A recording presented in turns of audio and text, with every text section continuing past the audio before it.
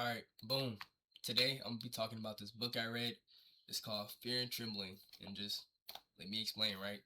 So there's a knife raised over a boy on a mountain, and the man holding it, the man who saddled the donkey, gathered the wood and walked 3 days to get there. That man is called the Father of Faith, not a monster, not a cautionary tale, the Father of Faith. I've been sitting with that for a while now, and I want to actually walk you through this book because it's short but it's dense, and there's a framework underneath it that once you see it, you can't unsee it. So you feel me? Fear and Trembling by Soren Kierkegaard. Really hope I'm pronouncing bro's name right. 1843 though, right?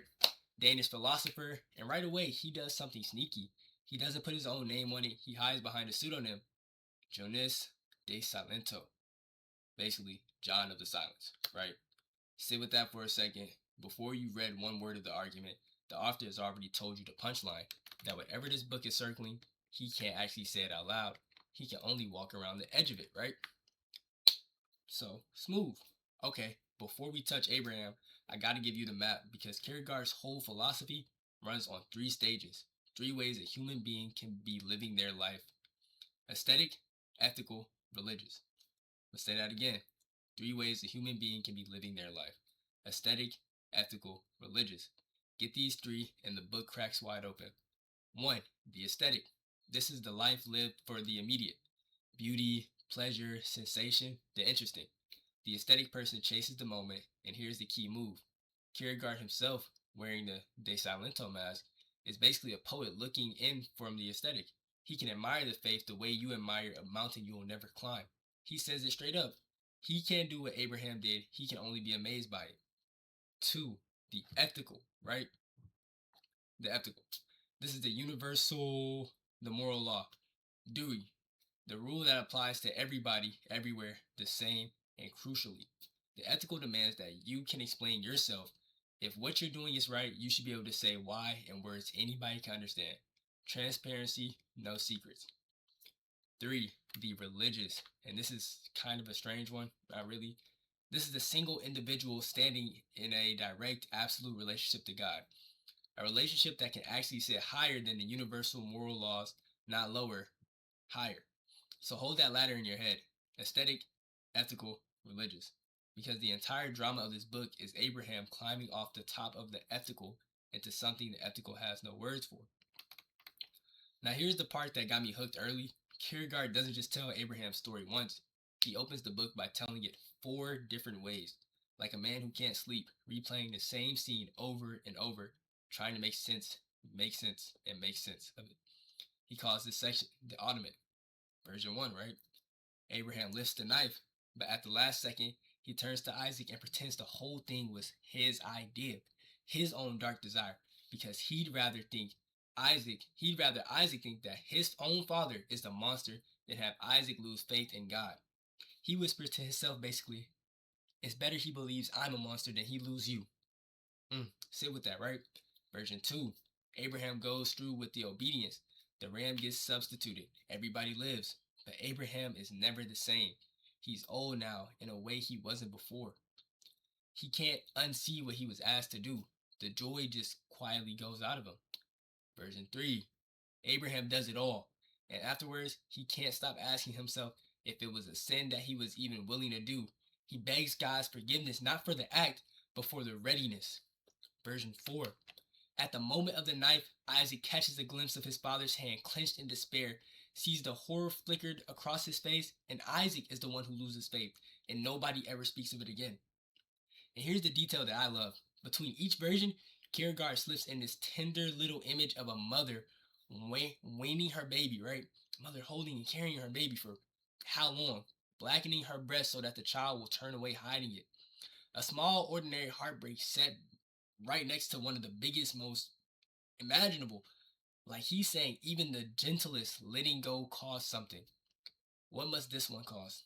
That's not philosophy yet, at least. That man's haunted, and I think you have to feel that before the argument really says anything. So alright, all the machinery's out the way. Let's get to you feel me? This is Kierkegaard where he draws the line. The whole book stands on. He gives you two figures, two nights, right? The night of infinite resignation. Picture a young guy in love with a princess. he can never ever have. The resigned knight, he faces reality, gives her up completely, and then holds that love inside himself forever as a kind of noble pain. He renounces, he accepts the loss.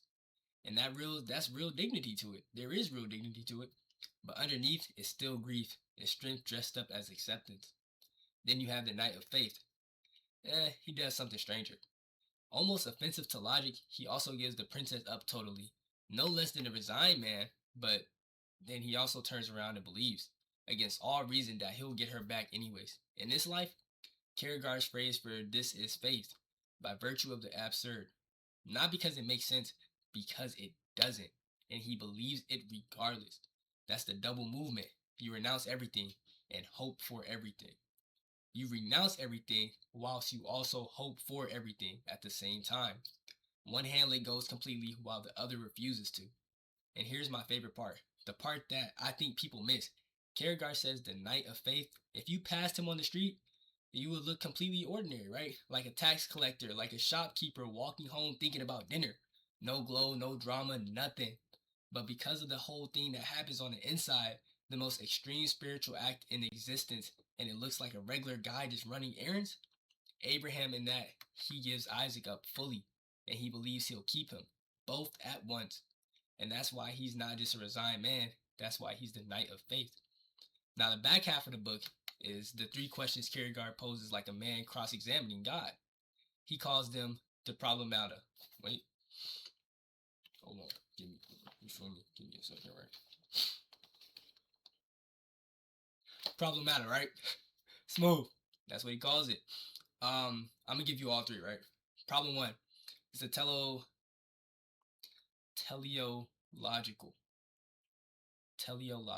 suspension of the ethical. Fancy phrase, simple gut punch. Teleological just means the sake of a higher end, a higher teleos. So the question is, can ethical law ever be suspended, put on hold for something higher than itself? Because look at the situation plainly. Killing your own son, well, that's murder, right? The universal moral law says no fealty to everyone always. On the levels of ethics, Abraham is or would be a murderer, full stop. And yet the story treats him as holy, which means either the story is monstrous or there's a category above the ethical where the single individual in the absolute relationship to God is asked to do what the universe forbids. Kierkegaard's answer is yes. For Abraham, the ethical was suspended for something higher. The individual is that one relationship stood higher than the universal. That's the leap off of the top ladder, ethical into religious. Problem two, is there an absolute duty to God? Same knife, different angle. In ethical words, your duty to God, right? Just means doing your moral duty, loving your neighbor, keeping the law. God and the good are the same thing. But Abraham's story only works if there's a duty to God that is absolute, that can, in the extreme, cut against the universal ethical. A duty of the person of God, not just a rule book. And again, Kierkegaard says for the Knight of Faith, yes. Problem three, was Abraham right to stay silent? This one's underrated and it ties to the whole three spirits things together. Remember, the ethical demands you explain yourself, but Abraham says nothing. He doesn't tell Sarah. He doesn't tell the servant. He barely tells Isaac. He walks up that mountain locked in total silence. And Kierkegaard compares him to the tragic heroes, right? Like Agamemnon, who sacrificed his own daughter so the fleet can sail. Mind you, hey, shout out Odyssey, great movie. You feel me? Amazing movie. But like I said, Agamemnon, the guy who sacrificed his own daughter so that their fleet can sail. Now that's horrifying too. But here's the difference. Agamemnon can be understood. He can weep. He can explain. I do this for the nation. His sacrifice stays inside the ethical, a higher duty overriding a lower one so we can grieve with him. He's tragic, but he's legible. Abraham can't do that. He can't explain his reason isn't a higher universal. It's God and himself alone. The second he tries to put it into words everybody else can understand, it just sounds like a man planning to murder his kid so he can't be understood. Or, well, yeah, he can't be understood. He can be only silent. And that's the razor between the aesthetic and the religious. The aesthetic also hides things for the sake of beauty, for the sake of the interesting, but it hides to eventually be revealed, resolved, applauded. Abraham's silence never resolves into applause. It resolves into faith or into nothing. He's not being mysterious for the drama. He's silent because the faith at its peak genuinely can't be translated. That's why the author calls himself John of the Silence. He's also telling you from the cover, this is the one thing I cannot say for you. So those are the bones of it. And I say this is where I like actually land. The things that really gripped me the hardest in the short or in the shot, well, he says easy at faith because Kierkegaard is writing to a whole culture of comfortable religious people who thought they had faith figured out, who honestly thought they'd gone past it. Like faith was some beginner's level you clear on your way to being smart and modern. And he says, no, you have no idea what you're talking about. Real faith, the Abraham kind, it's not a warm blanket. It's the single hardest thing a human being can do. It's got fear in it. It's got trembling. And that's in the title, fear and trembling. And I have to be honest with you, I completely understand how somebody reads this book and walks away from faith. If that's what God asks, if that's what faith looks like, a knife over your own kid, I get why a person shuts the book completely and says, keep it, right? I'm not going to pretend I can't see that door. I can see it clearly. But I didn't, but it didn't take me there. You feel me? Because for me, Abraham is the hero of faith, full stop, no asterisk. Not because I've solved the horror of it, but horror. You feel me? I haven't, and I don't think Kierkegaard wants me to. But because of the shape of what Abraham does, he doesn't grit his teeth and give Isaac up like the resigned man. He lets go completely and believes he'll be given everything back. He holds the loss. He holds the loss and the hope in the same hand, and he won't drop either one. That's not blind obedience. That is the deepest trust a person can have. Walking straight into the unbearable, still believing it doesn't end in ruin. So the book gripped me on a level of the mind I can take the whole thing apart, follow every move, but it also did something I wasn't expecting. It pulled me closer, not to an easier faith, I say a harder one that knows what it's actually asking. So here's a thought I kept landing on. This story is 4,000 years old, you feel me? And it still disturbs people. Kierkegaard was still losing sleep over it in 1843. You feel me? It's 2026 now. And here I am losing it over a little now. And maybe that's the flaw in faith. Maybe that's the fact it never truly resolves. That you can't reduce it to a clean lesson. Maybe that's the honest thing about it. Kierkegaard in the books with this line. Faith is the highest passion in a person. Not the safest. Let's say that again. This is the last book. This is the last thing he left us with in the book. Faith is the highest passion in a person. Not the safest. Not the easiest. Not the highest. It is the highest. And I think finally understanding what he means by that. Well, I'm trying. I'm still pondering. So, I say give this a read. Um, you feel me? Fear and Trembling. Give that a read. Pretty good book. I really gotta read more. Like, I'm reading my script and it's like, you know. But we're gonna read out loud more often.